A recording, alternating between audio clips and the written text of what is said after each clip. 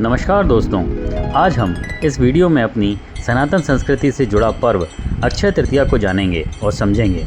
आप इस वीडियो के अंत तक बने रहना, तभी आप जान पाएंगे कि इस दिन के महत्व को और कुछ उपाय करके आप माँ लक्ष्मी को प्रसन्न और कुबेर देव की कृपा प्राप्त कर सकेंगे।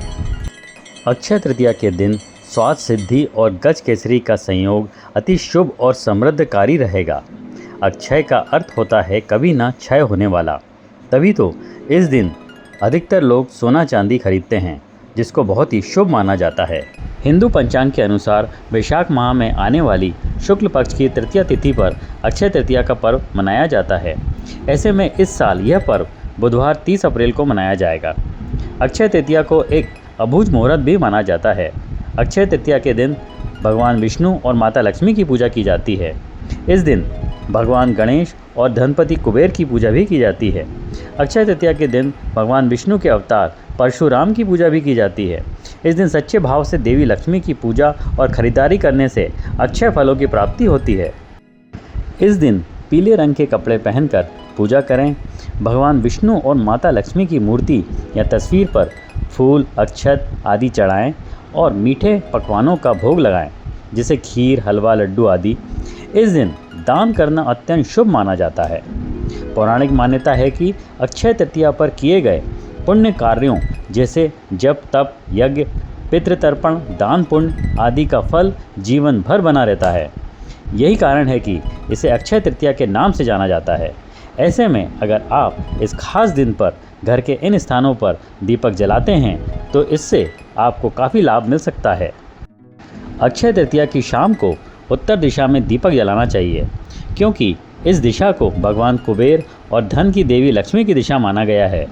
ऐसे में अक्षय तृतीया के दिन इस दिशा में दीपक जलाने से जातक को सुख समृद्धि का आशीर्वाद मिलता है। इसी के साथ ही घर की छत पर भी दीपक जलाना काफ़ी शुभ माना जाता है। इसके साथ साथ अपने घर के आसपास के मंदिर में भी दीपक जलाएं और साथ ही अगर आपके आसपास कोई कुआं या जल स्रोत है तो उसके पास भी अक्षय तृतीया की रात को एक दीपक ज़रूर जलाएं। ऐसा करने से साधक के जीवन में सुख समृद्धि बनी रहती है। दोस्तों, क्या आप जानते हैं अक्षय तृतीया के दिन को एक खास दिन के रूप में भी जानते हैं।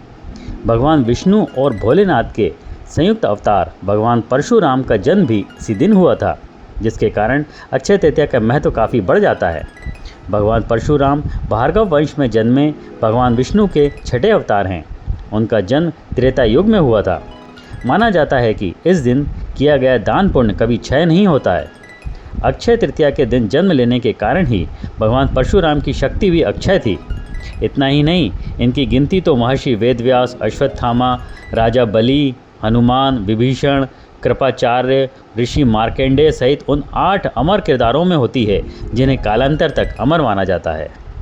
भगवान परशुराम के पिता का नाम जमदग्नि और माता का नाम रेणुका था। भगवान परशुराम अत्यंत क्रोधी स्वभाव के थे। इनके क्रोध से देवी देवता भी थर थर कांपते थे। धार्मिक मान्यता के अनुसार एक बार परशुराम ने क्रोध में आकर भगवान गणेश का दांत तोड़ दिया था। भगवान परशुराम ने 21 बार पृथ्वी को छत्री विहीन कर दिया था और वहीं पिता के कहने पर उन्होंने अपनी मां को भी मार दिया था।